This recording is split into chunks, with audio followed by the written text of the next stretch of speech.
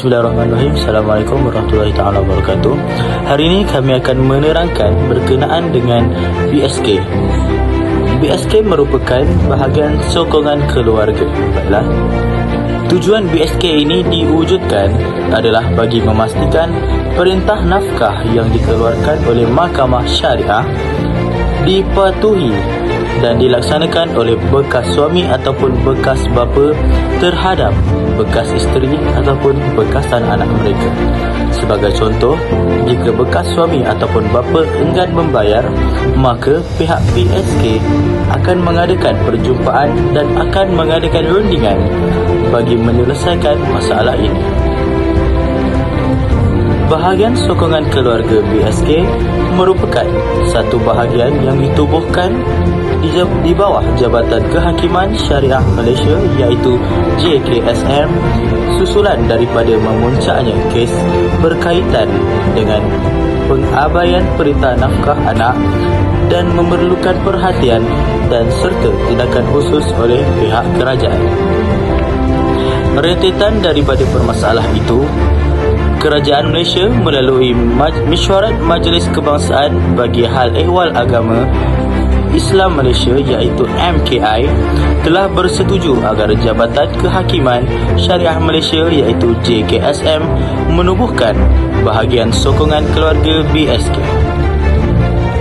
BSK telah ditubuhkan secara rasminya pada 22 Oktober 2008 dan dirasmikan oleh YB Datuk Seri Dr. Ahmad Zahid Hamidi, Menteri di Jabatan Perdana Menteri di JKSM Putrajaya dan hanya beroperasi sepenuhnya pada April 2009.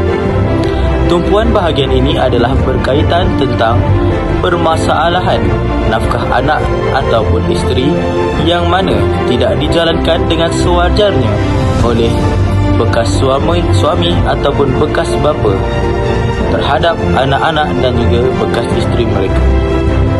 Dalam majlis perasmian tersebut, BSK telah pun menerima sumbangan dana kewangan yang pertama sebanyak RM500,000 daripada Majlis Agama Islam Wilayah Persekutuan iaitu MAIWIP.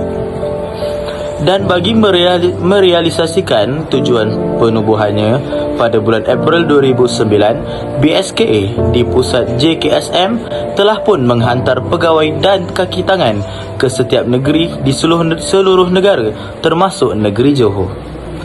Matlamat utama BSK adalah untuk menguatkuasakan perintah Mahkamah Syariah khususnya berkaitan dengan nafkah anak sahaja. Walau bagaimanapun, semenjak 2012, bidang kuasa tersebut diperluaskan lagi kepada nafkah isteri dan juga nafkah iddah dan bermula pada tahun 2017, skopnya telah pun diperluaskan kepada cabang penguatkuasaan kes mut'ah iaitu sagu hati yang wajib diberikan daripada pihak bekas suami kepada pihak bekas isteri sebagai tandanya penghargaan kepada wanita tersebut untuk memulakan hidup baru dan penceraian tersebut bukannya berpunca daripada pihak isteri. Seterusnya, bahagian sokongan keluarga secara asasnya terdiri daripada 3 unit yang berasingan tetapi saling berkaitan iaitu unit khidmat nasihat dan perundangan UKNP, unit penguatkuasaan dan pelaksanaan perintah UPPP dan unit pengurusan dana UPD. Setiap satu unit tersebut mempunyai peranannya yang tersendiri tetapi saling berkait dari segi proses. Konsep penubuhan suatu agensi khusus bagi tujuan penguatkuasaan perintah nafkah bukanlah merupakan suatu konsep yang baru di dunia kerana ia telah diamalkan di negara-negara maju seperti di United Kingdom dan Australia.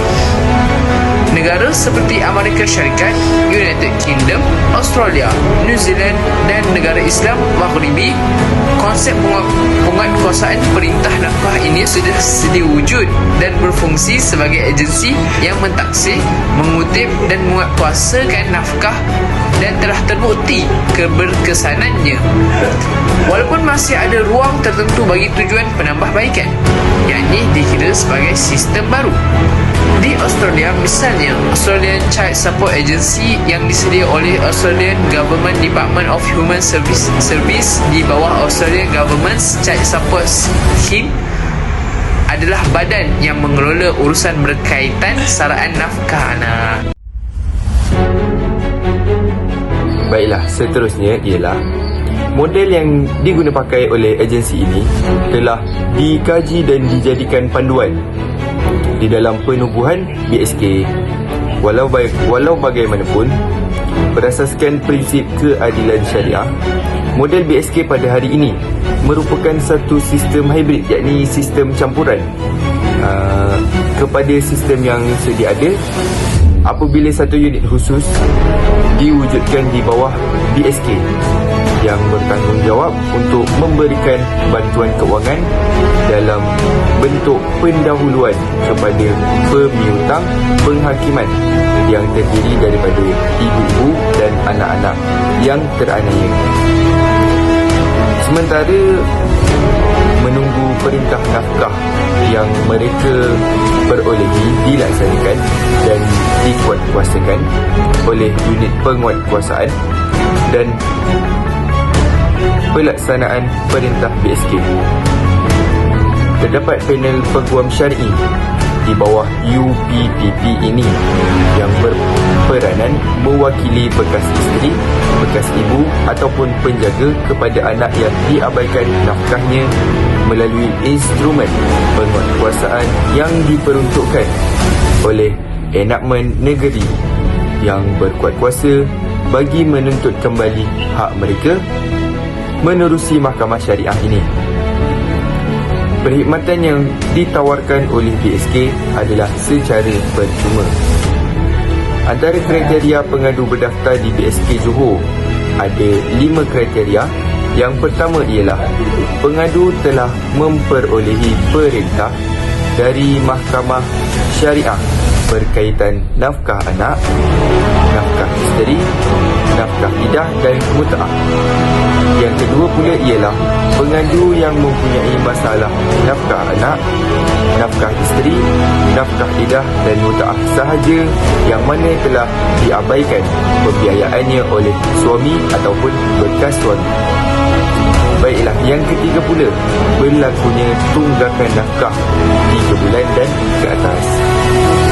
Yang keempat, bukan masalah selepas penceraian yang lain seperti harta sepencarian, hadanah dan sebagainya. Dan yang terakhir,